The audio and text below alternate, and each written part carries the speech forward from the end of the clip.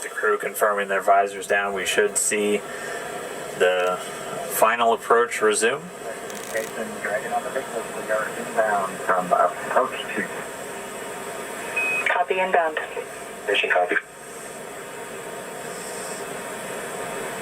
And we're going to be racing that sunset. The approach has resumed. Dragon closing in. We're inside 20 meters. And yeah, that crew hands-off point should come up in about 3 minutes or so. Right before we get that final docking, it comes about 20 seconds prior, or just about 2 meters away from the station still. And that's just the crew not issuing any abort commands. At that point, it would be too late. And so any aborts would be executed automatically by Dragon itself.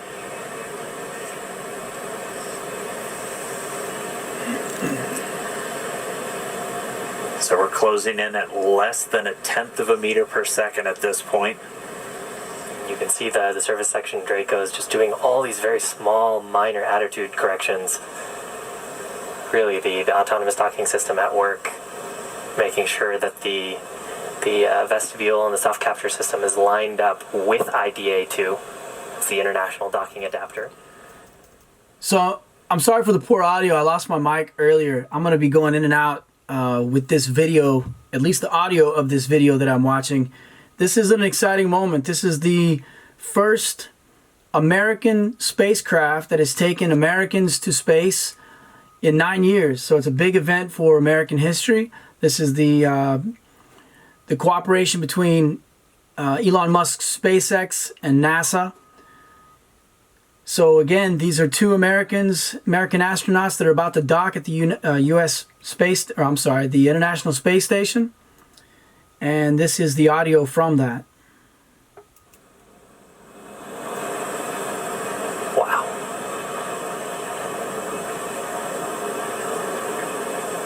Dragon on the big loop, we're inside 10 meters. We cannot make out the docking target, but we do see the outline. We copy and concur, 10 meters. Right, we're less than 10 meters away. Again, we're closing at that rate of less than 1/10 of a meter per second. We should be just about 1 minute 45 seconds away from docking.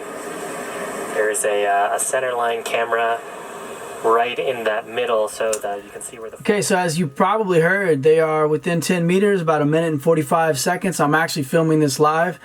But I wanted to make a couple quick points about the contrast of this exciting news with what's going on around the country. You know, I'll just be upfront. Like, I have a hard time with violence. I don't like it.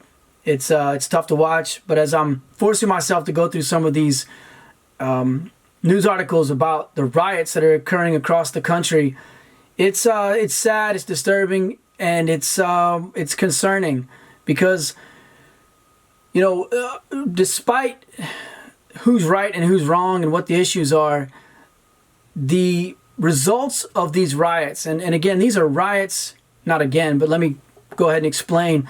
These are riots in response to the murder of George Floyd in Minneapolis, Minnesota. I think it was only a week or so ago.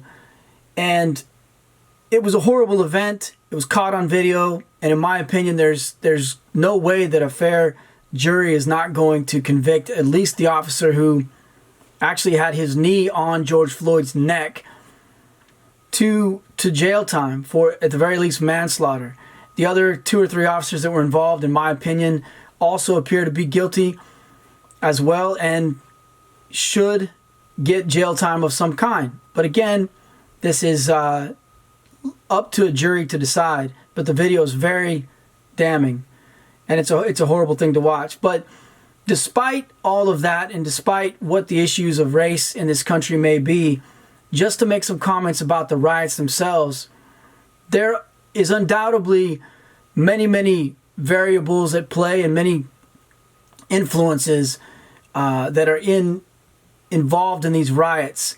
And many of them are foreign from the actual city of Minneapolis itself. They've now spread across the nation.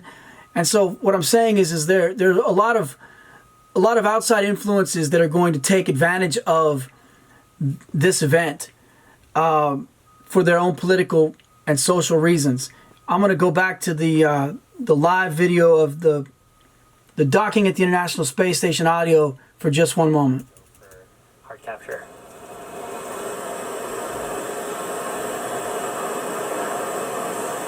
Again, if just now tuning in, that soft capture, that docking coming 7:16 a.m. Pacific, 10:16 a.m. over on the East Coast.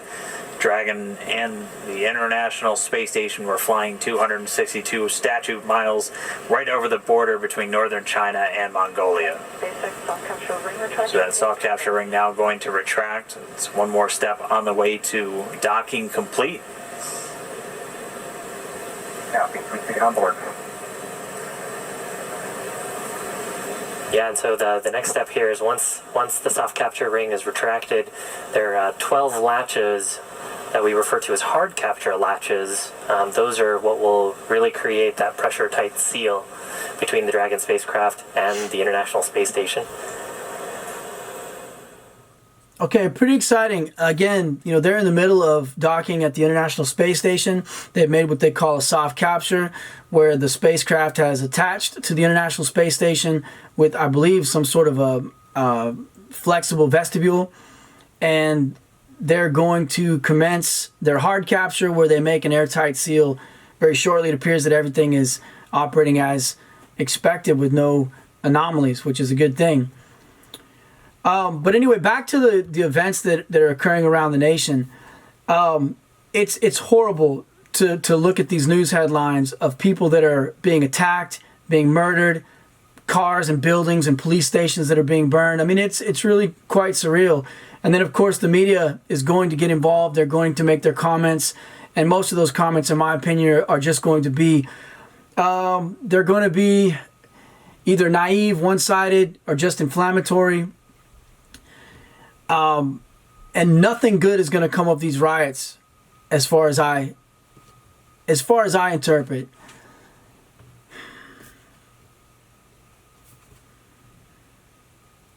I'll get into more of solutions as I see it into another video, but I just wanted to make that point. I wanted to highlight the fact that we're in the middle of witnessing such an incredibly spectacular, in a positive way, event of this truly should be unifying event of the United States launching its first astronauts from American soil on an American ship in 9 years, in contrast with this incredible riot situation that seems to be escalating and eventually or seems to be spiraling out of control, and hopefully it will not. Hopefully cooler heads will prevail. But when you've got this mob mentality that begins, it is difficult.